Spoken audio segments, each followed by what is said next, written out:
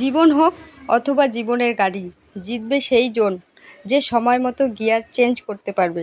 যদি রাজার মতো বাঁচতে চাও তাহলে গোলামের মতো পরিশ্রম করতে হবে। এই যে সবাই মাছ ধরছে সকাল সকাল, অনেক মাছ পেয়েছে, কই মাছ, পুঁটি মাছ, ডাইকা মাছ, মাগুর, শিঙ্গি, ওগুলো সবাই হাসতে হাসতে মাছ ধরছে।